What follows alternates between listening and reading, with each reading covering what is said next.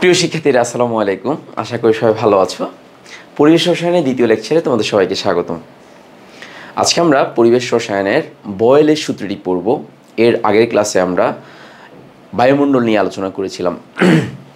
তো প্রথমে আমরা বয়েলের সূত্রতে যাব। বয়েলের সূত্র, সবাই একটু খাতা কলম নিয়ে রেডি হয়ে যাও। বয়েলের সূত্র, তো একটু মনোযোগ সহকারে সবাই খেয়াল করবা। এই বয়েলের সূত্রটা 1662 সালে রবার্ট বয়েল সূত্রটি প্রথম প্রতিষ্ঠা করেন। তো এই সূত্রটা কি একটু সহজ করে যদি চিন্তা করো তাহলে তোমাদের জন্য আশা করি সহজ হবে। সেটা হচ্ছে বয়েল, তুমি নিশ্চয়ই বুঝতে পেরেছো যে বয়েল কখন হয়, যখন পানিকে সেদ্ধ করা হয় তখন আমরা বলি যে বয়েল ওয়াটার, তার মানে হচ্ছে তাপের সাথে সম্পর্কিত। তো তাহলে তোমার মাথার ভিতরে একটা বিষয় কাজ করবে, সেটি হচ্ছে কি যে স্থির তাপে, অর্থাৎ তাপমাত্রাটা স্থির থাকবে। এখানে স্থির তাপে কোনো গ্যাসের আয়তন এর উপর প্রযুক্ত চাপের ব্যস্তানুপাতিক, জাস্ট কনসেপ্টটা। তার মানে আয়তন যদি তুমি চাপ যদি বাড়াও আয়তনটা হচ্ছে কমবে, আর চাপ কমালে আয়তনটা বাড়বে। সিম্পল, একদম খুবই সোজা হিসাব। তো তাহলে আমি এখন বলবো যে স্থির তাপমাত্রায়, এখানে বলবো যে স্থির তাপমাত্রায় নির্দিষ্ট ভরের কোনো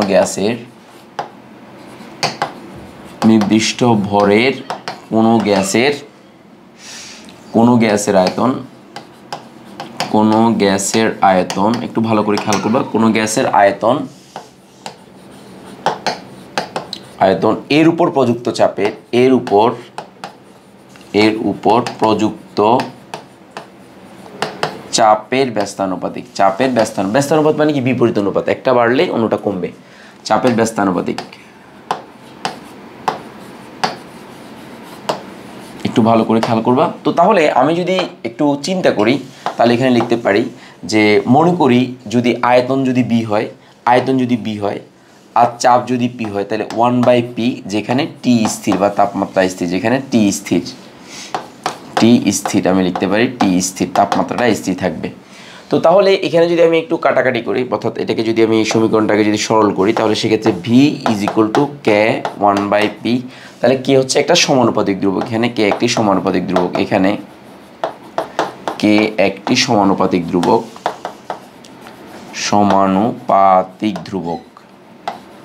একটু ভালো করে খেয়াল করবা। তো তাহলে বা এখানে আমি বা বলতে পারি, পিভি ইজ ইকুয়াল টু কে বলতে পারি। তো সুতরাং আমরা এখান থেকে এই শর্ত থেকে আমরা বলতে পারি যে P1 B1 is equal to P2 B2 is equal to P3 B3 dot dot dot dot dot আমরা is equal to PN BN is equal to কে বলতে পারি। তো তার মানে পি এবং বি এর গুণফলের মানের কোনো পরিবর্তন ঘটবে না, এটা একটা ধ্রুব রাশি হবে। অবশ্যই শর্ত হচ্ছে তাপমাত্রাটা স্থির থাকতে হবে। এই কোশ্চেনগুলো থেকে যে বিষয়টা আসে, সবচেয়ে বেশি আসে, সেটা হচ্ছে লেখচিত্রটা। কি আসে বলো তো? লেখচিত্র। ভি বনাম পি বনাম ভি লেখচিত্র, ভি বনাম পি লেখচিত্র, এই লেখচিত্রগুলো একটু বেশি আসে। সবাই এটা দেখো, তাহলে আশা করি এটা সহজ একটা জিনিস, এবং এখান থেকে অনেকগুলো ম্যাথ আসবে, আমরা ম্যাথগুলো পরে করাবো। এরপর আসো আমরা এরপরে দেখব যে লেখচিত্রগুলো, এখান থেকে অনেকগুলো লেখচিত্র আসে। এই লেখচিত্রগুলো আমাদেরকে জানতে হবে, ঠিক আছে? ঠিক আছে, একটু দেখাচ্ছি। আচ্ছা ফাইন। আচ্ছা, এখন এটার আগে তোমাদেরকে একটা বিষয় আমি একটু বলে রাখতে চাই, একটা ইনফরমেশন আমি তোমাদেরকে দিতে চাই।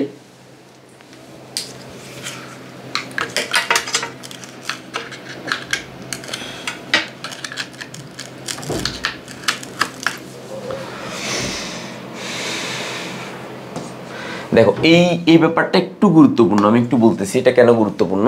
এই জিনিসটা মানে লেখচিত্রের আগে একটা বিষয় গুরুত্বপূর্ণ, যে শর্ত আছে, এটা অনেক সময় বিশেষ করে অ্যাডমিশন টেস্টে MCQতে এটা আসে, সেই ব্যাপারটা তোমাকে একটু জানতে হবে। সেটা হচ্ছে কি যে কোন ধরনের গ্যাসের ক্ষেত্রে বয়েলের সূত্র প্রযোজ্য হয় না। এটা খুবই ইম্পর্টেন্ট একটা বিষয়, তেমন তোমাকে এটা জানতে হবে। শুধু জানলে হবে না, ভালো করে বুঝতে হবে। তুমি কি খেয়াল করো যে কোনো একটা গ্যাসের, এক মোল গ্যাসের আয়তন কত? 22.4 লিটার। তুমি একটু ভালো করে খেয়াল করো। কিন্তু কিছু গ্যাস আছে ডাইমার মানে কি? দুইটা অণু মিলে মানে একটা অণুর মতো আচরণ করে, ডাইমার। যেমন এরকম গ্যাস হচ্ছে, যেমন নাইট্রোজেন টেট্রাঅক্সাইড, এই যে নাইট্রোজেন টেট্রাঅক্সাইড আমরা বলতে পারতেছি। আর এখানে বলছি তার মানে এটা যদি ভাঙা হয় তাহলে দুইটা অণু তৈরি হবে, অথবা দুইটা অণু মিলে একটা ডাইমার হিসেবে কাজ করবে, কথাটা একটু খেয়াল করো। তো এই সমস্ত গ্যাসের ক্ষেত্রে এই বয়েলের সূত্রটা প্রযোজ্য না। এছাড়াও যেহেতু মানে গ্যাসের যে গ্যাসীয় যে সূত্রগুলো রয়েছে সেই সূত্রগুলো কি মানে সাধারণত আমরা আদর্শ গ্যাস বলি। তো বাস্তবে তো আমাদের আদর্শ গ্যাস নেই বললেই চলে, বা বাস্তব গ্যাসের সাথে এবং আদর্শ গ্যাসের সাথে কি আছে, একটু ডিফারেন্স আছে, অবশ্যই ডিফারেন্স আছে। এই ডিফারেন্সের কারণে বাস্তবে যে গ্যাসগুলো আছে, বিশেষ করে অ্যামোনিয়া, কার্বন ডাইঅক্সাইড, এই গ্যাসগুলো বয়েলের সূত্রটা মেনে চলে না, এমসিকিউতে আসে। এখন এগুলো বাস্তব গ্যাস, এই কারণে মেনে চলে না। এগুলো হচ্ছে বাস্তব গ্যাস, তাই মেনে চলে না। কিন্তু আমাদের সূত্রের প্রয়োজনে ম্যাথ করার সময় আমরা এগুলোতে এই সূত্রগুলো প্রয়োগ করি, মানে সূত্রের প্রয়োজন আমরা প্রয়োগ করি, কারণ যে প্রয়োগ করা ছাড়া তো কোনো বিকল্প নেই। কিন্তু বাস্তব গ্যাসের সাথে আদর্শ গ্যাস, আদর্শ আসলে অ্যাকচুয়ালি কোনো গ্যাস বাস্তবে পসিবল, মানে আদর্শ গ্যাস বলতে হচ্ছে কি যেটার মানে সবাই বয়েলের সূত্র, চার্লসের সূত্র, অ্যাভোগাড্রোর সূত্র এগুলো মেনে চলবে, শতভাগ মেনে চলবে, বাট বাস্তব গ্যাসগুলো শতভাগ মেনে চলে না। তো এই কারণে আমরা ইন জেনারেল বলতে পারি যে এরা বয়েলের সূত্র মেনে চলে না। তো এটা কারণটা কি? কারণটা হচ্ছে তারা বাস্তব গ্যাস। আর যেটা বয়েলের সূত্র সেটা হচ্ছে আদর্শ গ্যাসের জন্য। কার জন্য বলো তো? আদর্শ গ্যাসের জন্য। শুধু এই কথাটা মানে এই কথাটা মাথায় রাখলেই হবে, আর কিছু লাগবে না, ঠিক আছে? ওকে, একটা বিষয়। দ্বিতীয় নম্বরে আসো, এরপরে ইয়াতে আসো, সেটা হচ্ছে এই জিনিসটা অনেক সময় এমসিকিউতে লাগে। এই তিনটা জিনিস একটু মাথায় রাখবা। সেটা হচ্ছে এসটিপি, একটা হচ্ছে STP, STP standard temperature and pressure, যেটাকে আমরা 0 ডিগ্রি সেলসিয়াস, এই যে 0 ডিগ্রি সেলসিয়াস অথবা 273 কেলভিন 1 অ্যাটমসফিয়ার ধরি, এবং ওই অবস্থায় 1 মোল গ্যাসের আয়তন হচ্ছে 22.4 লিটার, যেটাকে আমরা এমসিকিউতে আমাদের আসে STP, standard temperature and pressure. আর এসএটিপি মানে হচ্ছে standard ambient temperature and pressure, ambient temperature and pressure, যে standard ambient temperature and pressure. তো এইটা কি? এটা হচ্ছে অনেকটাই কাছাকাছি, তবে এটা হচ্ছে যে কক্ষ তাপমাত্রা, যেটা আমরা বলছি কক্ষ তাপমাত্রা বলতে কি, একটা রুমের মধ্যে আমরা স্বাভাবিকভাবে 25 ডিগ্রি সেলসিয়াস তাপমাত্রা আমরা কমফোর্ট ফিল করি, তো ওইটা হচ্ছে আমাদের জন্য কক্ষ তাপমাত্রা। তো অন এভারেজ পুরো ওয়ার্ল্ডে বা ইউনিভার্সে 25 ডিগ্রি সেলসিয়াস তাপমাত্রাকে রুম টেম্পারেচার বলা হয়। অ্যাকচুয়ালি মানে আমাদের শরীরের সাথে যে অ্যাডজাস্টমেন্ট, রুমের যে টেম্পারেচার থাকে সেটাকে রুম টেম্পারেচার বলে। এখন তুমি এখানে বলতেই পারো স্যার সুইডেনে যদি হয় তাহলে এখানে তাপমাত্রা অনেক কম, কানাডাতে তাপমাত্রা অনেক কম, ওখানকার রুম টেম্পারেচার কিন্তু অনেক কম, কিন্তু তারপরেও আমরা মানে হিসেব করার জন্য 25 ডিগ্রি সেলসিয়াস তাপমাত্রাটাকে কী বলে হই? রুম টেম্পারেচার ধরি আমরা। তো সেই ক্ষেত্রে অ্যাম্বিয়েন্ট টেম্পারেচারটা হচ্ছে 25 ডিগ্রি সেলসিয়াস বা 298 ক্যালভিন, একই কথা। আর 1 অ্যাটমসফিয়ার, এটা আমরা সবাই জানি যে 1 atmosphere is equal two 101.325 kilo Pascal, এটা আমরা জানি। কিন্তু এই 101টা না ধরে সরাসরি 100 কিলো প্যাসকেল ধরা হয়েছে, মানে 1 অ্যাটমসফিয়ারের কাছাকাছি, কিন্তু সুবিধার্থে আমাদের 100 কিলো প্যাসকেল ধরা হয়েছে। এটা 1 অ্যাটমসফিয়ার বলা যাবে, 100 কিলো প্যাসকেল। কিন্তু অ্যাকচুয়ালি প্রকৃতপক্ষে যদি তুমি হিসাব করতে যাও তাহলে সেই ক্ষেত্রে আমাদের মানটা হচ্ছে 1 atmosphere is equal two 101.325 kilo Pascal. এটা আমরা আলোচনা করব, 101.325 কিলো প্যাসকেল, এটা একটু মনে রাখবা। আরেকটা হচ্ছে এনটিপি। এখন এই এনটিপির ব্যাপারটা নিয়ে অনেকে কনফিউশন আছো। এনটিপি মানে হচ্ছে ন্যাচারাল টেম্পারেচার অ্যান্ড প্রেশার। দেখো, natural temperature and pressure, temperature and pressure. এখন এটা গুহ স্যারের বইতে, সঞ্জিত কুমার গুহ স্যারের বইতে, এই যে গুহ স্যারের বইতে 23 পৃষ্ঠাতে, দেখো 23 পৃষ্ঠাতে একদম সবার নিচে, 23 পৃষ্ঠাতে সবার নিচে এই এনটিপিটা আছে। এই এনটিপিটা কি? আমি যদি একটু করে সহজ করে বলি, এই এনটিপিটা কি একটু মনোযোগ সহকারে খেয়াল করবে। এই এনটিপিটা হচ্ছে 20 ডিগ্রি সেলসিয়াসকে এনটিপি বলা হচ্ছে। এটা আমার কথা না, এটা কার কথা? হাজারি স্যারের কথা। তার মানে হচ্ছে 293 ক্যালভিন, 293 ক্যালভিন এই তাপমাত্রাকে কি বলা হচ্ছে? এনটিপি বলা হচ্ছে। এটা হচ্ছে হাজারি স্যার গুহ স্যারের বই 23 পৃষ্ঠাতে, নতুন এডিশনে, লেটেস্ট বইটাতে, নতুন এডিশনে এই যে এই ব্যাপারটা আছে গুহ স্যার, সঞ্জিত কুমার গুহ স্যারের বইতে। তো এটা আমার কথা না, গুহ স্যারের ব্যাপারটা, এটা একটু মাথায় রাখবা, গুহ স্যারের পাশে রেফারেন্স হিসেবে লিখে দিবা। তো এটা আর বাকিটা 1 অ্যাটমসফিয়ার ইটস ওকে, এটা ঠিক আছে, 1 অ্যাটমসফিয়ার, এটাকে এনটিপি বলা হয়। এই তিনটে জিনিস জানা লাগবে, কারণ প্রশ্ন যখন এমসিকিউ অথবা ম্যাথ করার সময় তোমাকে তাপমাত্রা না দিয়ে তোমাকে বলবে যে হাই এসটিপির কথা বলবে, না হলে এসএটিপি বলবে, না হলে এনটিপি বলবে, দেন তুমি তোমার সাইকোলজি ইউজ করে তুমি এটা দেখে ফেলবে, দ্যাটস ইট, এনাফ, আর কিছু লাগবে না। এখন আমরা লেখচিত্রে আসবো, লেখচিত্র আসবো। এই বয়েলের সূত্রে লেখচিত্রটা কিরকম হবে সেটাতে আসবো। বয়েলের সূত্রে লেখচিত্রটা কেমন হবে? 3টা লেখচিত্র তোমাদের জন্য প্রয়োজন হবে, 3টা লেখচিত্র। এই 3টা লেখচিত্রের মধ্যে প্রথম যে লেখচিত্রটা পি বনাম বি লেখচিত্র, একটু ভালো করে খেয়াল করো। আমি এটাকে এবার বিটাকে এই পাশে রাখবো, বিটাকে এখানে রাখবো, দেখো একটু ভালো করে দেখো, বি বনাম, একটু ভালো করে খেয়াল করো যে এখানে এইভাবে আমি আঁকলাম, একটু ভালো করে দেখবা। দেখো এখানে এটা হচ্ছে আমাদের বি, বিটা লিটার এককে, এখানে লিটার এককে, একে লিটার এককে। আর ভি বনাম পি লেখচিত্রে, যে পি লেখচিত্র, পিটা হচ্ছে অ্যাটমসফিয়ার এককে, অ্যাটমসফিয়ার এককে। তো আমাদের নিয়মটা কি? নিয়মটা হচ্ছে তাপ মানে চাপ যদি আমি বাড়াই তাহলে সেক্ষেত্রে আয়তনটা কমবে, আর চাপ যদি কম থাকে আয়তনটা বাড়বে। তো তাহলে এখানে আমি একটা হিসাব করি, মনে করলাম আমি T1 টেম্পারেচারে, যে T1 টেম্পারেচারে আমি একটা এক্সপেরিমেন্ট করতেছি। তো T1 এর মান আমি ধরে নিলাম এটা তোমাদের বুঝার সুবিধার্থে, T1 এর মান আমি 20 ডিগ্রি সেলসিয়াস ধরে নিচ্ছি।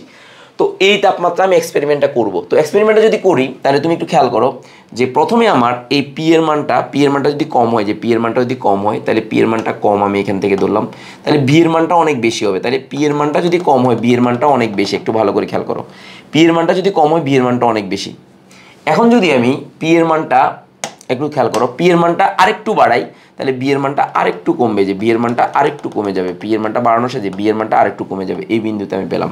দেন পি এর মানটা আমি আরেকটু বাড়াই, তাহলে বি এর মানটা আরও কমে যাবে, যে বি এর মানটা আরও কমে যাবে, বি এর মানটা আরও কমে যাবে। দেখো বি এর মানটা, এই যে বি এর মানটা আরও কমে যাবে। তো এখন এই তিনটা পয়েন্টে আমি বিন্দু পেলাম।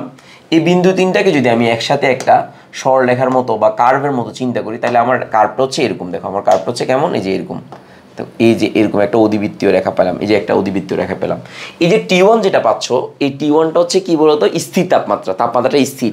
এই তাপমাত্রা স্থির মানে কি, আইসো মানে একই থাকে, আর থার্ম মানে হচ্ছে কি তাপমাত্রা। তাহলে এই রেখাটাকে, এই যে রেখাটা পেলাম, এই রেখাটাকে টিটাকে আমি আইসোথার্ম বলতে পারি, যে আইসোথার্ম বলতে পারি, একটা বলতে পারি। এটাকে যদি আমি বাংলাতে বলি তাহলে এখানে কি বলতে পারি, সমুষ্ণ রেখা বলতে পারি, সমুষ্ণ রেখা এটা বলতে পারি। আর আইসোথার্ম বলতে পারি, সমুষ্ণ রেখা বলতে পারি, অথবা আরেকটা বাংলা শব্দ বলতে পারি সমতাপীয় রেখা, সবগুলোই বলতে পারি। আচ্ছা, কিছুক্ষণ আগে আমি তোমাদেরকে বলেছিলাম যে এই তাপমাত্রা বা এই এক্সপেরিমেন্টটা আমি কোন তাপমাত্রায় করিয়েছি, T1 ডিগ্রি সেলসিয়াস তাপমাত্রায় করেছি। তো আমি সেম এক্সপেরিমেন্টটা আমি আরেকটা তাপমাত্রায় করব। তাহলে আমি সেক্ষেত্রে T2 মানটা ধরলাম 25 ডিগ্রি সেলসিয়াস, আমি ধরে নিলাম। তাহলে তাপমাত্রা একটু যেহেতু বাড়বে, তাহলে তাপমাত্রা যদি বাড়ে তাহলে চাপ আয়তনটা বাড়বে, কারণ তাপমাত্রা বাড়ালে অনুসময়ের গতিশক্তি বাড়ে, আর গতিশক্তি বাড়লে আয়তনটা আগের আয়তনের চেয়ে একটু বেশি হবে। ফলে রেখাটা একই স্টাইল হলেও আগের মতো অনুরূপ জায়গা বরাবর পড়বে না, একটু দূরবর্তী অঞ্চলে হবে। তাহলে এখানে যে রেখাটা আমি আরেকটা রেখা যেটা পাবো, এই রেখাটা যেটা আমি আরেকটা রেখা পাবো, এই যে আরেকটা রেখা পাবো, দেখো এই আরেকটা রেখা পাবো, সেটা একটু দূরবর্তী অঞ্চলে পাবো, এটাকে আমি T2 বলতে পারি, এটা যদি T1 হয় এটা হবে T2, দেখো এটা যদি T1 হয় এটা হবে T2, দেখো এটা T1 আর এটা হচ্ছে T2। একটু ভালো করে খেয়াল। এখন আমি তাপমাত্রাটাকে যদি আমি T3টাকে যদি আমি 30 ডিগ্রি সেলসিয়াস তাপমাত্রায় কল্পনা করি বা করি, একে এক্সপেরিমেন্ট করি, তাহলে আমি আরও একটা রেখা পাবো, এটা আরও দূরবর্তী অঞ্চল হবে, এটা আরও দূরবর্তী অঞ্চল হবে। একটু ভালো করে খেয়াল করি যে আরও দূরবর্তী অঞ্চল হবে। তাহলে এই যে T3 যেটা পেলাম, এই যে T3 পেলাম, তো এখান থেকে আমি এটা ইচ্ছে করে T1 ধরলাম, T2 ধরলাম, T3 ধরলাম। তুমি চাইলে এটাকে ABCও ধরতে পারো, তোমার ইচ্ছা। তবে তুমি মনে রাখবা যার তাপমাত্রা বেশি তার মানে সেটা দূরবর্তী অঞ্চল হবে। তাহলে এখান থেকে আমি বলতে পারি যে T3 is greater than T2 is greater than T1। এখান থেকে আমি বলতে পারি, এই কনসেপ্টটা থেকে আমি এই পয়েন্টটা বলতে পারি। সো এভাবে আমরা যে রেখাগুলো এখানে অধিবৃত্তীয় রেখা, এই যে অধিবৃত্তীয় রেখা আমরা পেলাম, এখানে পি বনাম টি লেখচিত্র যদি অঙ্কন করি আমি একটা অধিবৃত্তীয় রেখা পাবো। দ্যাটস দ্য পয়েন্ট আমার, এখানে হচ্ছে আমাদের মেইন পয়েন্টটা। আশা করি বুঝতে পেরেছো। তাহলে এখানে আমরা যে কি বনাম ভি বনাম পি লেখচিত্র অঙ্কন করলাম। পি বনাম বি হলে একই ধরনের লেখচিত্র পাওয়া যাবে, একই মানে পিটাকে এখানে রেখে বিটাকে এখানে লিখলে একই ধরনের লেখচিত্র পাওয়া যাবে। তুমি এটা ml এককও রাখতে পারো, লিটার একক। আমি লিটার একক রেখেছি, এটা অ্যাটমসফিয়ার একক রেখেছি। সো ডাজেন্ট ম্যাটার, এটা কোনো ব্যাপার হবে না। আশা করি এককের ব্যাপারটা নিয়ে কথা বলবো আমরা একটু পরে। এরপরে কোশ্চেনের দিকে আসো, এরপরের ইয়াটা দিকে আসো, একটু পরের ইয়াটাতে আসো।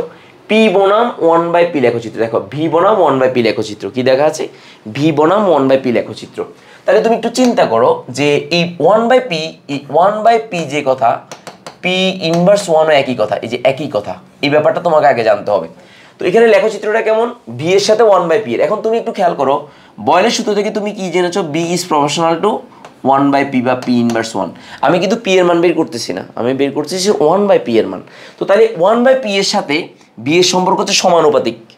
তার মানে 1/p যদি বাড়ে বিও বাড়বে, আবার বি বাড়লে 1/pও বাড়বে, মানে একটা বাড়লে অন্যটাও বাড়বে। কারণ এটার রিলেশনটা কি, আমি কিন্তু লেখচিত্রটা কিন্তু 1/p এর সাথে করতেছি, আমি কিন্তু লেখচিত্রটা কার সাথে করতেছি না, আমি পি এর সাথে করতেছি না, দ্যাটস দ্য পয়েন্ট। তো আমি যদি লেখচিত্র অঙ্কন করি, এটা অধিবৃত্তীয় যে মূলবিন্দুগামী হবে, এটা দেখছো মূলবিন্দুগামী। তবে এখানে একটা কথা আছে, আমি কথাটা বলবো, তোমরা একটু বুঝে নিবা। এখন দেখো এটা হচ্ছে ভি আমি লিখলাম, আর এটা হচ্ছে 1/p, যে 1/p আমি এটাকে বা দিয়ে পি ইনভার্স 1 লিখতে পারি, দ্যাটস ইট, এটা কোনো ব্যাপার না। তাহলে এটাকে আমি লিটার এককে রাখতে পারি, ml এককে রাখতে পারি, তোমার ইচ্ছা, ফাইন। তো এখন ভি বাড়লে 1/p বাড়বে। এখন যদি আমি দেখো একটু খেয়াল করো, মনে রাখবা মানে তাত্ত্বিকভাবে কোনো একটা গ্যাসের আয়তন শূন্য হলেও বাস্তবে কোনো গ্যাসের আয়তন শূন্য হয় না। কেন হয় না? কারণটা হচ্ছে যে গ্যাসের আয়তন, প্রত্যেকটা গ্যাসেরই নিজস্ব একটা আয়তন আছে, ওই আয়তনটা কখনোই জিরো হতে পারে না। এই কারণে একটু ফাঁক রাখবা, একটু হালকা, একটু উপরে তুলবে, একটু উপরে তুলবে। দেখো তো উপরে তুলে তুমি দেখো এখানে এই বি এর মান বাড়লে পি এর মান বাড়বে, তাহলে এখানে এরকম একটা রেখা পাবা, কারণ একটা বাড়লে অন্যটা বাড়বে। তাহলে এটাকে যদি আমি T1 ধরি, ঠিক আমি dot dot dot dot dot dot দিয়ে দেখো, আরেকটাকে যদি আমি T2 ধরি, একটু ভালো করে খেয়াল করো, T2, আবার আরেকটাকে যদি ডট ডট ডট ডট দিয়ে আমি এটাকে T3 যদি ধরি, T3 যদি, এখানে একটা কাহিনী আছে। এটা সবগুলো হচ্ছে আইসোথার্ম, এগুলো সবগুলো আইসোথার্ম, এই T1 T2 T3 এগুলো আইসোথার্ম, এগুলোকে আইসোথার্ম বলা হয়, যে আইসোথার্ম, কিছুক্ষণ আগে লিখেছি আইসোথার্ম, আইসোথার্ম বলা হয়, থার্ম, ওকে ফাইন। এটা বা সমষ্ণ রেখা বা সমতাপীয় রেখা বলে, এটা কোনো সমস্যা না, ফাইন। এখন আমার প্রশ্ন হচ্ছে এই যে dot dot dot dot zero দিনে এটা কেন? কারণটা হচ্ছে মূলবিন্দুগামী, ওকে মূলবিন্দুগামী, ওয়াই যেগুলো mx সমীকরণ মূলবিন্দুগামী হচ্ছে, কিন্তু মূলবিন্দুতে জিরোটা না, এভাবে না দেওয়াটাই উত্তম। এখন প্রশ্ন হচ্ছে কেন? কারণটা হচ্ছে প্রত্যেকটি গ্যাসের একটা নিজস্ব আয়তন আছে, ওই আয়তনটা কখনো জিরো হতে পারে না, এই কারণে এখানে এটা দেওয়া উচিত না। এখন আমার প্রশ্ন যে এই জায়গাতে কোনটার তাপমাত্রা সবচেয়ে বেশি হবে, তাপমাত্রা কোনটা বেশি হবে? এখন আমাকে বলো, তাপমাত্রা যদি আমি বাড়াই, তাপমাত্রা যদি বাড়াই, একটু ভালো করে খেয়াল করো, তাপমাত্রা যদি বাড়াই, কি বাড়াই? তাপমাত্রা যদি বাড়াই, তাপমাত্রা যদি বাড়াই কি বাড়বে? ভালো করে খেয়াল করো, তাপমাত্রা বাড়ালে আমরা জানি যে আয়তনটা বাড়ে। তো আয়তনটা যদি বাড়ে তাহলে আয়তনটা একটু বেশি হবে, তো বেশি হলে খাড়া হবে, খাড়া রেখাটা একটু, ওই যে এই আয়তনের মানটা একটু বেশি হবে, রেখাটা খাড়া। তাহলে এই যে রেখাটা খাড়া, এটা T1টা সবচেয়ে বড়, তার মানে কি এটা একটু খাড়া, মানে কি তার মানে বি এর মানটা বেশি, বি এর মানটা বেশি। তো ফলে এই যে T1 ইজ গ্রেটার দেন, ফলে এখানে T1 is greater than T2 is greater than T3 হবে। তো তুমি যদি এটাকে উল্টে দাও, T3টাকে এখানে দাও, তাহলে T3 বড় হবে, তার মানে যেটা যত বেশি খাড়া বা উলম্ব, তাহলে সেই তাপের মানটা তত বেশি। কিছুক্ষণ আগে আমি তোমাকে দেখিয়েছি, কারণ তাপমাত্রা যদি বেশি হয় আয়তন বাড়ে, তো আয়তন বাড়া মানে আয়তনের রেখাটা একটু উপরের দিকে হবে, ফলে এটা খাড়া বা কী হবে, উলম্ব হবে, খাড়া বা উলম্ব হবে। তো তাহলে এখান থেকে আমরা কি পেলাম?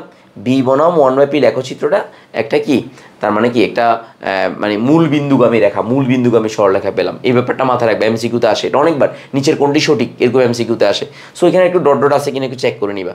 অনেক সময় অনেক যেমন এমসিকিউ অনেকগুলো বোর্ডে আসছে, অনেক সময় দেয় না দিলেও যদি অপশন না থাকে তখন এটা দিবা। মানে যদি মানে কোনো এমসিকিউতে অপশন পাইছো, যেমন আমি একটা দেখাই যে এমসিকিউতে এখানে অপশন দেখা যাচ্ছে তোমাকে, আমি এমসিকিউতে দেখো এই কোশ্চেনটার দিকে তাকাও, যে নিচের কোনটি সঠিক, একটু ভালো করে খেয়াল করো, নিচের কোনটি সঠিক, এটা সঠিক হচ্ছে না, এটা সঠিক হচ্ছে না, তাহলে এটা দেখো মূলবিন্দুগামী, যে একটু খালি জায়গা থাকবে, যে একটু খালি জায়গা থাকবে, একদম বরাবর মূলবিন্দুগামী হলে কিন্তু হবে না, দ্যাটস দ্য পয়েন্ট। বরাবর মূলবিন্দুগামী হলে কি হচ্ছে, মানে তার মানে কি জিরো হয়ে যাচ্ছে, একটু খালি ডট ডট থাকবে। সো গ ইজ দ্য আনসার। এই যে এমসিকিউতে আসছে নিচের কোনটি সঠিক, তার মানে দেখো ভালো করে বি বনাম, এই যে বি বনাম 1/p, এই যে 1/p, পি না 1/p লেখচিত্র, খেয়াল করো, বি বনাম এই যে 1/p লেখচিত্র, এই যে 1/p লেখচিত্র, বোর্ড কোশ্চেন এইভাবে আসে। সো এইভাবে এমসিকিউতে আসে নিচের কোনটি সঠিক নয়, এইভাবে তোমাকে কনফিউজ করে দেবে। অনেক সময় এগুলো স্টুডেন্টরা বুঝতে পারে না, ঠিক সেম বড় এই কোশ্চেনটা সেম, দেখো একই কোশ্চেন, এই নিচের কোনটি সঠিক, গ হচ্ছে আনসার, এখানে গ হচ্ছে আনসার, বি বনাম 1/p লেখচিত্র। তো অনেক সময় এই অপশনটা না থাকলে, খালি না থাকলেও ওই যে বরাবর মূলবিন্দুগামী লিখা হয়, এই কারণে এটাকে আনসার হিসেবে ধরা হয়। বাস্তবিক পক্ষে এভাবে লেখা উচিত না, একটু ডট ডট দেওয়া উচিত, কারণ কোনো গ্যাসের আয়তন জিরো হতে পারে না, দ্যাটস ইট, সিম্পল, ফাইন। এবার আসো এর পরের ফাংশনটাতে, পিবি বনাম পি লেখচিত্র। এই জিনিসটা অনেকেই বুঝে না, পিবি বনাম পি লেখচিত্র, মানে এটাতে অনেকেরই কনফিউশন থাকে এবং অনেক ঝামেলা থাকে, সেই ব্যাপারটা আমি একটু আলোচনা করতেছি। দেখো পিবি বনাম 1/p, তোমাকে আগে একটা বেসিক আলোচনা করি, এখানে একটা বেসিক লিখি, তাহলে তুমি বুঝবা। দেখো বেসিকটা কি, ভালো করে খেয়াল করো। আমি এখানে 500 নিলাম ইজ ইকুয়াল টু, এখানে আমি নিলাম যে দেখো 1 × 500 আমি এভাবে লিখলাম। তাহলে এখন আমাকে বলো এটা হচ্ছে PB is equal to P into B. একটু ভালো করে খেয়াল করো, দুইটা মনোযোগ সহকারে খেয়াল করো। এখন আমি মানগুলোর পরিবর্তনগুলো তোমাকে একটু দেখাবো, দেখো কনসেপ্টটা কীভাবে চেঞ্জ হচ্ছে, দ্যাটস ইট। তো তো এটা 500 বরাবর ঠিক আছে, এটা নিয়ে কোনো চেঞ্জ নেই, কিন্তু আমি এখানে 2 ইন্টু 250 বলতে পারি, 250 বলতে পারি। আমি এখানে 5 ইন্টু 100 বলতে, এটা 2500 হয়ে গেছে, 250, 5 ইন্টু 100 বলতে পারি। ঠিক এখানে আমি 10 ইন্টু 50 বলতে পারি। আচ্ছা এখন আমাকে বলো, প্রত্যেকটা ক্ষেত্রে 500 কোনো পরিবর্তন হয় নাই। 500 কিন্তু দেখো এই চাপ পি এর মানটা আস্তে আস্তে বাড়ছে, কিন্তু পি এর মানটা বাড়লে কি রেশিওটা কিন্তু মানে অর্থাৎ যে গুণ করার পরে তার মোট মানে কোনো পরিবর্তন হয় নাই। তাহলে এখান থেকে একটা জিনিস কি জানলা, যে পি এর মানটা বাড়লে পিবি এর মানটা বাড়বে না, পিবি এর মানটা কনস্ট্যান্টই থাকবে। তো তাহলে লেখচিত্র যখন অঙ্কন করবা তখন তুমি একটু ভালো করে খেয়াল করো যে এটা হচ্ছে সমান্তরাল, তাহলে এটা পিবি এর মান আর এটা হচ্ছে পি এর মান।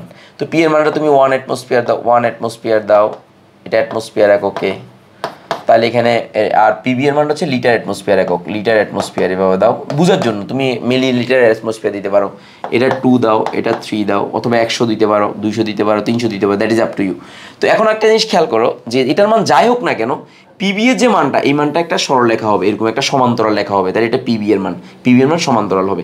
এখন এটাকে যদি তুমি T1 দাও, তাহলে এটাকে তুমি 3টা এক্সপেরিমেন্ট, মানে একই প্রশ্নের 3টা এক্সপেরিমেন্ট করতেছো 3টা তাপমাত্রায়, তাহলে এটাকে T3 যদি তুমি দাও, তাহলে তুমি খেয়াল করো পিবি এর মান যেটা বেশি সেটা তাপমাত্রা বেশি হবে। তাহলে এখানে সেম কাহিনী, এখানে কিন্তু T3 মানে যেটা উপরে সেটা বড়, T3 is greater than T2 is greater than T1।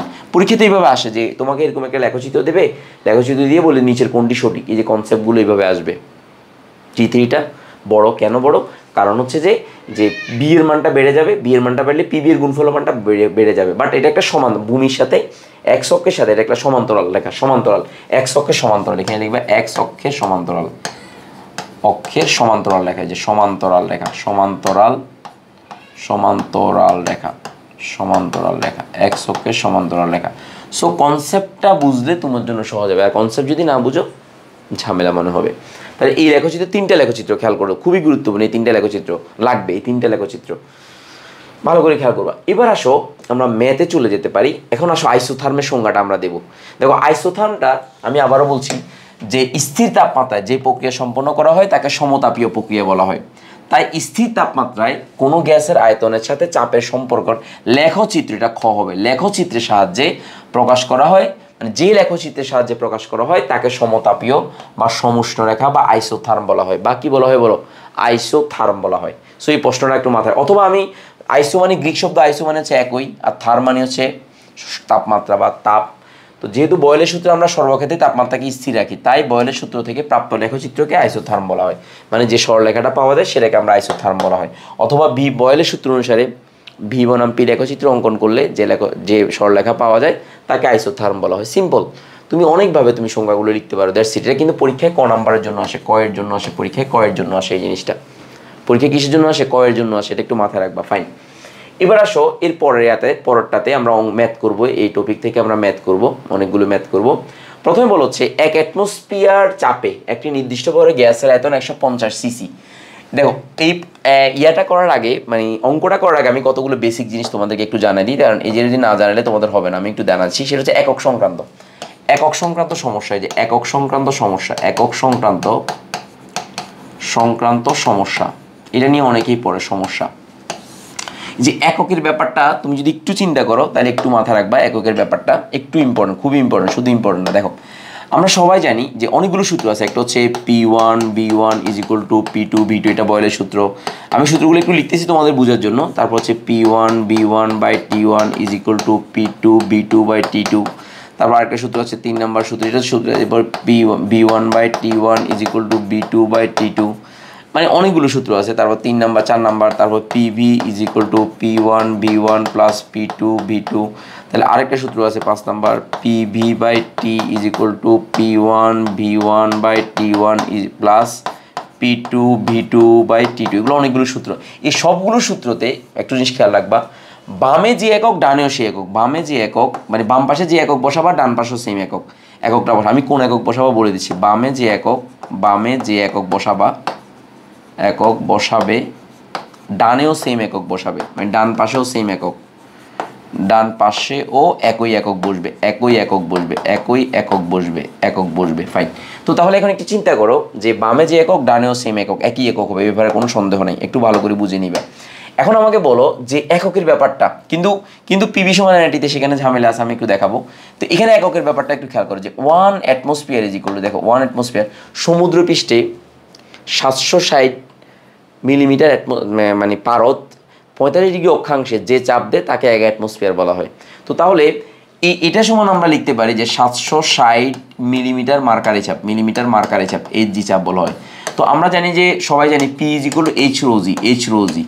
এই মানটা যদি ক্যালকুলেশন করি এটার মান আসবে 101.325 প্যাসকেল। আর এই প্যাসকেল যে কথা নিউটন পার মিটার স্কোয়ার একই কথা, 101.325 নিউটন পার মিটার স্কোয়ার। এই যে 1 অ্যাটমসফিয়ারের সমান ইজ ইকুয়াল টু এটার 1 অ্যাটমসফিয়ার, এই যে 1 অ্যাটমসফিয়ার সমান, যে 1 অ্যাটমসফিয়ারের সমান, একটু খেয়াল করো। তো নিউটন পার মিটার স্কোয়ার যে কথা, প্যাসকেলও একই কথা।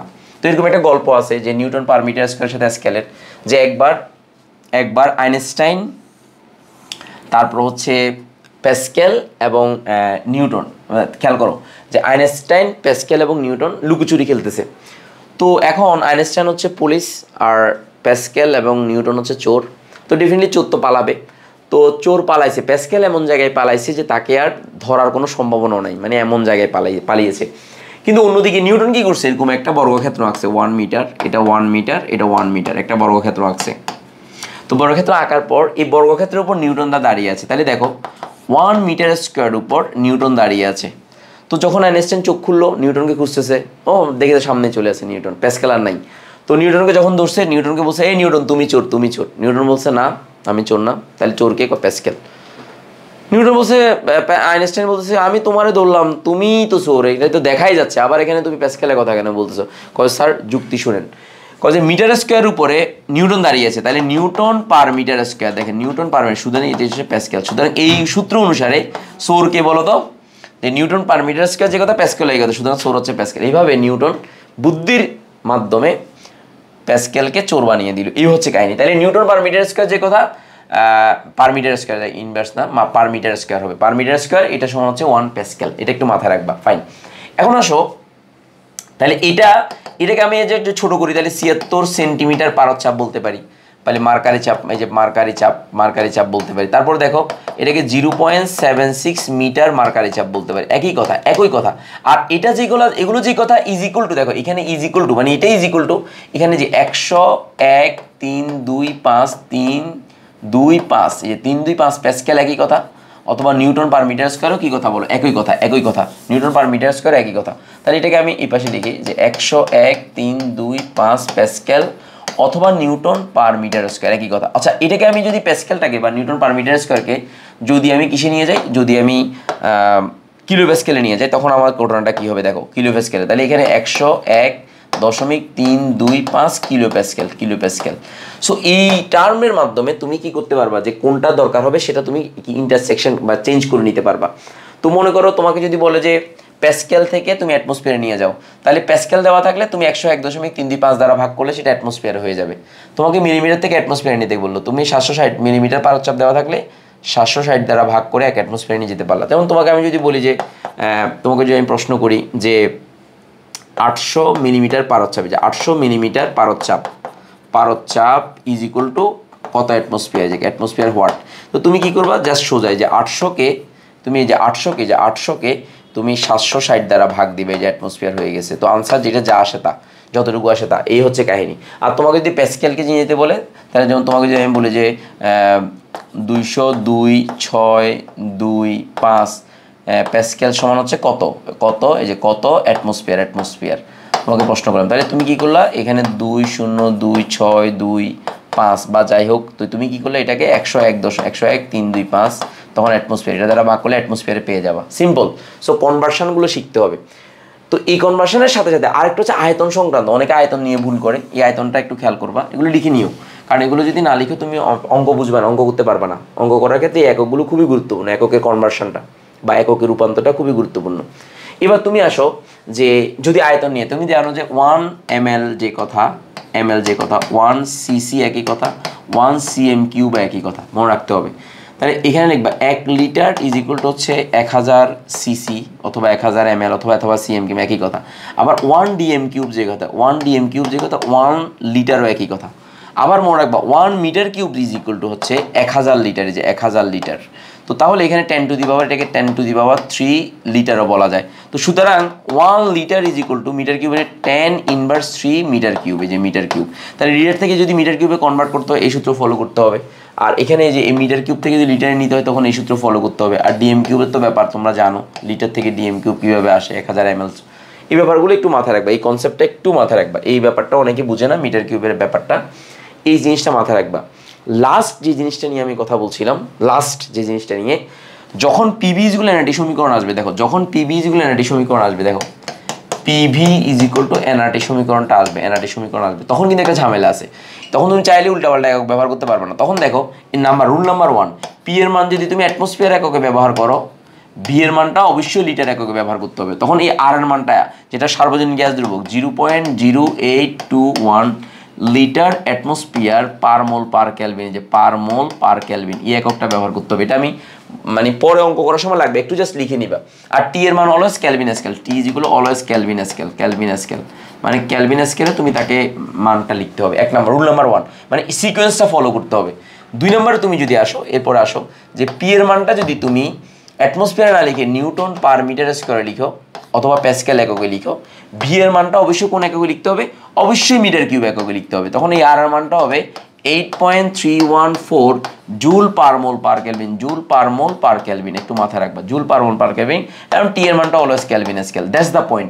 এই দুইটা জিনিস মনে রাখবা। তাহলে এখানে কিন্তু কি একক ব্যবহৃত হয় নাই, মিলিমিটার পারচ্ছাপ যে এককটা, সেটাই কিন্তু এখানে ব্যবহৃত হয়নি। আমি আবারও বলছি, মিলিমিটার পারচ্ছাপ যে জিনিসটা, সেটা কিন্তু এখানে ব্যবহৃত হয়নি। সো এই দুইটা রুলস। আর এখানে হচ্ছে যে এটা একটু লিখবা, এটা একটু লিখবা এখানে। তারপর হচ্ছে তুমি লিখবা এটা, এই পাশের এটা লিখবা, এইখানে এটা লিখবা। লেখার পরে এই পাশে এটা এককগুলো, এইখানে এই বামে যে, এখানে কিন্তু কোনো আরবার নির্ধারণ নাই যে বামে প্যাসকেল দাও, এখানেও প্যাসকেল, এখানে যে অ্যাটমসফিয়ার দাও, এখানে অ্যাটমসফিয়ার, এখানে যদি মিলিমিটার পারচ্ছাপ দাও, এটাও মিলিমিটার পারচ্ছাপ, মানে এখানে যে আয়তন এমএল দাও, এটাও এমএল, এটা যদি লিটার দাও, এটাও লিটার, এটা যদি ডিএম কিউব দাও, এটাও ডিএম কিউব। তার মানে এখানে কোনো বাধ্যবাধকতা, যেটি বামে যে একক ডানেও সে একক, কিন্তু পিভি সমান এনআরটি সমীকরণে বাধ্যবাধকতা আছে। সেই জিনিসটা একটু মাথায় রাখবে, না হলে অঙ্ক মিলবে না। মিলবে না মানে মিলবে না, সোজা কথা, অঙ্ক একদমই মিলবে না। সো কনসেপ্টটা ক্লিয়ার থাকলে তোমার জন্য সহজ মনে হবে, শুধু সহজ না, অনেক সহজ মনে হবে। আশা করি বুঝতে পেরেছো। ওকে ফাইন, এবার আমরা ম্যাথে যেতে পারি, এবার আমরা সোজা ম্যাথে যেতে পারি, আমরা আমাদের ম্যাথ প্র্যাকটিস করতে পারি। ওকে ফাইন, আমি দেখাচ্ছি কয়েকটা ম্যাথ, আমি একটু প্র্যাকটিস করাবো, একটু দেখো। আসো, একদম সোজা সোজা, অত বেশি কঠিন কিছু না, ম্যাথগুলো আমরা একটু দেখলে হয়ে যাবে। দেখো ফাইন ফাইন, এবার আমরা ম্যাথে যাচ্ছি, একটু খেয়াল করো।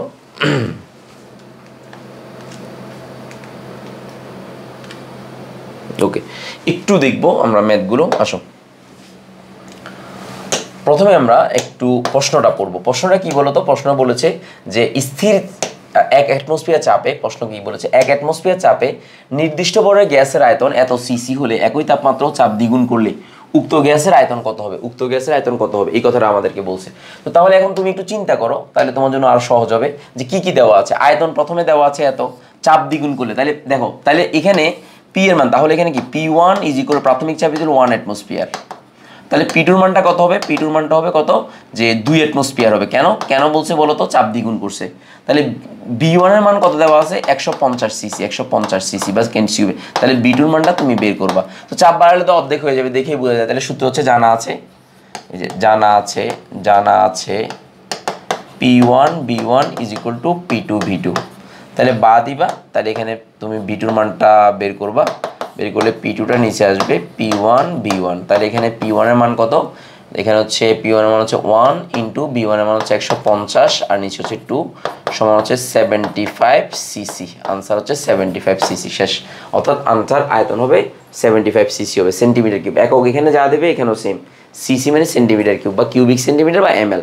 তাহলে সিসি যে কথা সেন্টিমিটার কিউব একই, তো cubic centimetre is equal two MLO একই কথা, মনে রাখবা, এই পয়েন্টগুলো মাথায় রাখবা। ফাইন, এই অঙ্কটা আমাদের হয়ে গেল, আর কোনো ঝামেলা নেই। এরপরে কোশ্চেনে যাবো। দেখো এখানে বলছে উদ্দীপকের গ্যাসটি কোন সূত্র অনুসরণ করে। দেখো খেয়াল করো কি বলছে, উদ্দীপকের গ্যাসটি কোন সূত্র অনুসরণ করে, এটা আমাদেরকে প্রশ্ন করছে। তো তাহলে তুমি একটু চিন্তা করো, উদ্দীপকের গ্যাসটি কোন সূত্র।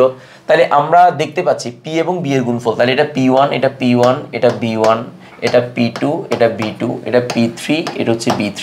তো তুমি লিখবা, লেখার পরে সুতরাং তুমি দেখবা যে পাশে দিয়ে তুমি লিখবা যে P1, এই যে প্রথম ক্ষেত্রে P1 is equal to 0.25 atmosphere, B1 is equal to 2.8 litre.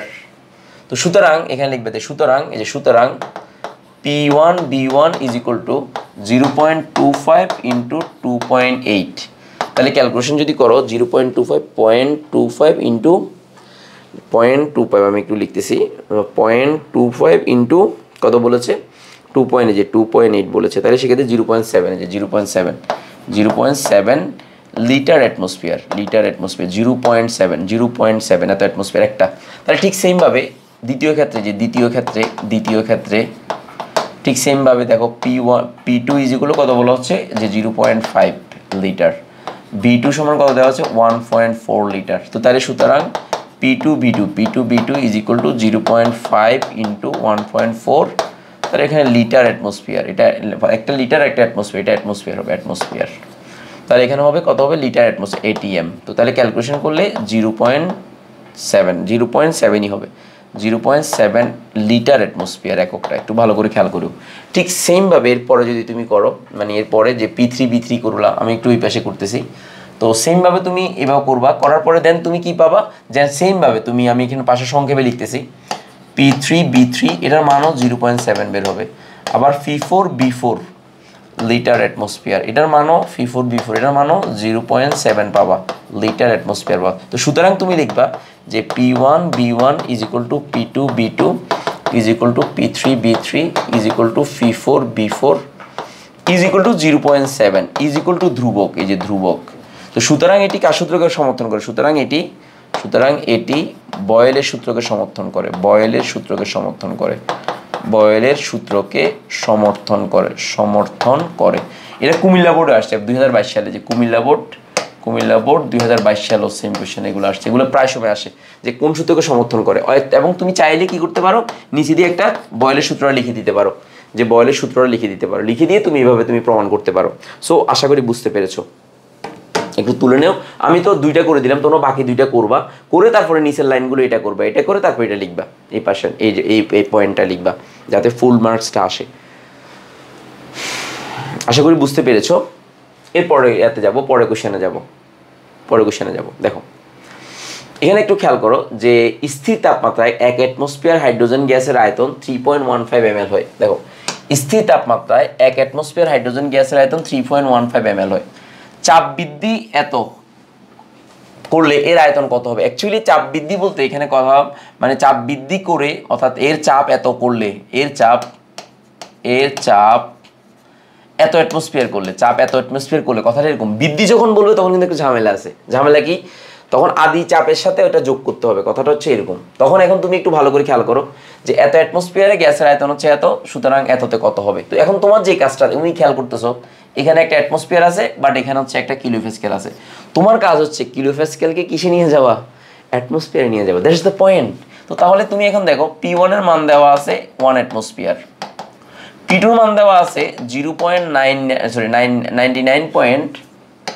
99.99 কিলোপ্যাসকেল। তো তুমি যেটা করবা সেটাকে, যে 99.99 সেটাকে 101.325 দ্বারা ভাগ করলে অ্যাটমসফিয়ার হয়ে যাবে। কিছুক্ষণ আগে শিখালাম। তো এটা যখন ভাগ করবা তখন এটার মানটা তুমি পাবা। মানটা কি পাবা আমি বলছি, যে 99.99 ভাগ কত, 101.325, তাহলে সেক্ষেত্রে 0.9868 এতটুকু লিখলে হবে, এত অ্যাটমসফিয়ার পেয়েছো। তো ওকে ফাইন। তো B1 এর মান কত? B1 এর মান হচ্ছে 3.15 ml। B2 এর মানটা তুমি বের করবা, মানে শেষ আয়তনটা কত। তো সুতরাং আমার জানা আছে, এখানে লিখবা জানা আছে, কি জানা আছে? P1 B1 is equal to P2 V2। তাহলে বা দিয়ে P1 এর মান কত তুমি লিখবা, এখানে আমার চাইছি B2 এর মানটা। তো B2 এর মানটা হচ্ছে P2 নিচে আসবে, P1 B1, এখানে P1 এখানে B1 আসবে। তাহলে P1 এর মানটা তুমি লিখো যে 1 ইন্টু 3.15 ml লেখার দরকার, আর P2 এর মানটা হচ্ছে 0.9868। তো তাহলে এখানে তুমি একটু খেয়াল করো যে আমি যদি সহজ করে লিখি যে 3.5 আমি লিখতে পারি 3.15 ভাগ 0.9868, তাহলে 3.19, যে অ্যাপ্রক্সিমেটলি 3.19 ml। তো সুতরাং আয়তন এর আয়তন কত 3.19 ml হবে, 19 ml হবে। এই হচ্ছে আমাদের প্রশ্ন, আশা করি পারবা। এবার আসো এর পরের কোশ্চেনে যাব আমরা, একটু দেখো, করে ফেলেছো আশা করি। এর পরের কোশ্চেনে যাব, দেখো একটু ভালো করে খেয়াল করলে হয়ে যাবে যে স্থির তাপমাত্রায় 1000 কিলোপ্যাসকেল চাপে একটি মার্বেল সহ, যে স্থির তাপমাত্রায় 1000 কিলোপ্যাসকেল চাপে একটি মার্বেল সহ গ্যাসের আয়তনটা হচ্ছে এত, এবং চাপ যদি এতটুকু করো তাহলে গ্যাসের আয়তন এত হয়, মার্বেলের আয়তন কত। বাবারে একটা সহজ জিনিস মনে রাখবা, সেটা হচ্ছে কোনো একটা পাত্রের মধ্যে যেন একটা কঠিন পদার্থ যদি থাকে, তাহলে ওই কঠিন পদার্থ তুমি চাপ দিয়ে তার আয়তনের কোনো পরিবর্তন করতে পারবে না। তাহলে কঠিন পদার্থ যেমন আছে তেমনই থাকবে। তাহলে একটা মার্বেল সহ একটা বেলুনের মধ্যে যদি থাকে, তুমি খেয়াল করো মার্বেল সহ একটা বেলুন, মানে বেলুনের মধ্যে একটা মার্বেল আছে, তো মার্বেলের আয়তন যা আছে তাই থাকবে। তো তাহলে এখানে যে গ্যাসের মানটা যেটা দেওয়া আছে, যে গ্যাসের যে মানটা তোমার দেখতে পাচ্ছ, যে গ্যাসের যে মানটা তুমি দেখতে পাচ্ছ, যে এখানে যে গ্যাসের যে মানটা তুমি দেখতে পাচ্ছ, এই মানটা কিন্তু গ্যাসের আয়তন না, মার্বেল সহ, কিন্তু এটা মার্বেল সহ। তাহলে সুতরাং তুমি এখানে যেটা লিখতে হবে, মনে করি মার্বেলের আয়তন, তুমি এখানে লিখতে হবে যে মনে করি মার্বেলের আয়তন, এই যে মার্বেলের আয়তন, এই যে মার্বেলের আয়তন, এই যে আয়তন x cm3।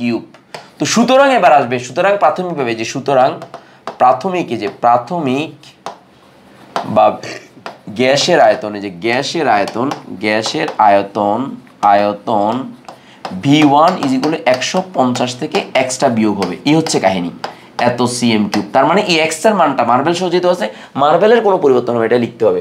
ঠিক সেমভাবে তারপর এইভাবে দেখো, এখন এরপরে লেখো এরপর চূড়ান্ত গ্যাসের আয়তন, এবার যখন চাপ বাড়ালে এরপর চূড়ান্ত গ্যাসের, এরপর লিখবা গ্যাসের চূড়ান্ত আয়তন, এই যে চূড়ান্ত আয়তন B2 = 120 থেকে এক্সটা বিয়োগ যাবে, তখন cm3 হবে। Okay fine.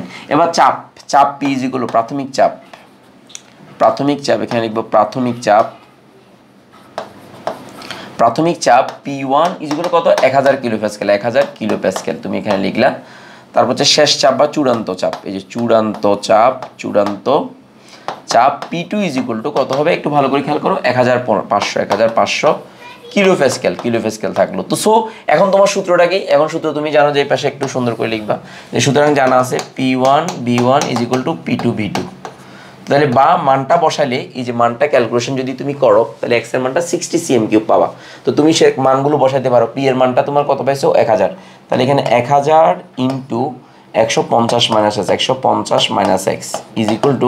1500 আর ইন্টু 120 - x এভাবে লিখতে পারো। তাহলে বা, তো এখান থেকে তো কাটাকাটি করলে আমি তো দেখতে পাচ্ছি এটা 2 পাওয়া যায়, আর 2 × 2 × 150, আর এখানে হচ্ছে -x, আর এখানে 3 পাওয়া যায়, 3 আর 120 - x।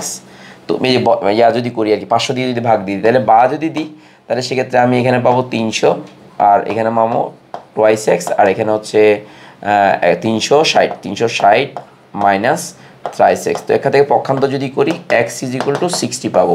সুতরাং মার্বেলের আয়তন, এই যে মার্বেলের আয়তন কত 60 cm3 আনসার, এটাই আনসার। সো কনসেপ্টটা বুঝলে সহজ, না বুঝলে অনেক কঠিন। কনসেপ্টটা মাথায় ঢুকছে কিনা একটু জানাও। যদি কনসেপ্টটা বুঝো তাহলে সহজ, আর কনসেপ্ট যদি না বুঝো তাহলে এটা কঠিন, শুধু কঠিন না, অনেক কঠিন মনে হতে পারে। এবার আমরা আরও কয়েকটা অঙ্ক করতে পারি, এটা তোমরা একটু তুলে নিও, একটু পজ মোড দিয়ে তোমরা একটু তুলে নাও, সময় লাগবে। হ্যাঁ, ওকে। এবারের পরের কোশ্চেনে আসি আমরা। দেখো একটু মাথায় রাখবা, এখানে 2-3টা ফ্যাক্টর কাজ করবে। যে বলা হচ্ছে, দেখো যে এত ডিগ্রি সেলসিয়াস তাপমাত্রা, এত লিটার একটা সিলিন্ডারে 15 অ্যাটমসফিয়ার চাপে বায়ু দ্বারা পূর্ণ আছে। যদি বায়ুমণ্ডলের চাপ এত অ্যাটমসফিয়ার করা হয়, ওই সিলিন্ডারে মুখ খুলে দেওয়া হয়, কত লিটার বায়ু বের হয়ে যাবে? অ্যাকচুয়ালি এখানে হিসাবটা অনেক বইতে ভুল থাকতে পারে, অনেক ঝামেলা করা থাকতে পারে, তুমিও আগে বের করতে হবে সেটা হচ্ছে যেটা বের হয়ে যাবে সেটা, মানে মনে করো এটা একটা বক্স, একটা মনে করো সিলিন্ডার বা সামথিং। তো এখান থেকে এই আয়তনটা যেটা, সেই আয়তন ছাড়া বাকিটা বের হয়ে যাবে, মানে অতিরিক্ত আয়তনটা বের হয়ে যাবে। That's the point. তো এখানে তুমি মানে অনেক বইতে অনেক সময় ভুলভাবেও দেওয়া আছে, তুমি একটু বুঝে নিও জিনিসটা। তার মানে বের হবে কতগুলো, যেগুলো তার কাছে থাকবে সেটা থাকবে, আর ওই বাড়তি জিনিসটা বের হয়ে যাবে। মনে করো একটা গ্যাস পাত্রে এতটুকু আছে, তো এতটুকুর পরে যেটা অতিরিক্ত হবে সেটা কিন্তু বের হয়ে যাবে। তো আমাকে এই প্রশ্নটা যখন আমি করব, তখন আমাকে আনসারটা বের করতে হবে কতটুকু বের হয়ে যাবে, সেটা বলছে। কতটুকু বের হয়ে যাবে সেটা তোমাকে বলছে, কতটুকু বের হয়ে যাবে। তো এখন এই জায়গাতে তুমি একটু চিন্তা করবা, সেটা আমি একটু বলছি। সেটা হচ্ছে প্রথমে তোমার আদি আয়তন, তাপমাত্রা এত লিটার আয়তনের, এই যে তাপটা স্থির, কিন্তু দুইখানে তাপটা স্থির, তাহলে এটা বয়েলের সূত্র। তো তাহলে তুমি একটু চিন্তা করো যে P1 এর মান হচ্ছে, যে P1 এর মান হচ্ছে 15 অ্যাটমসফিয়ার, 15 অ্যাটমসফিয়ার। P2 এর মানটা তুমি বুঝতে পেরেছো, যে 1 অ্যাটমসফিয়ার, যে 1 অ্যাটমসফিয়ার।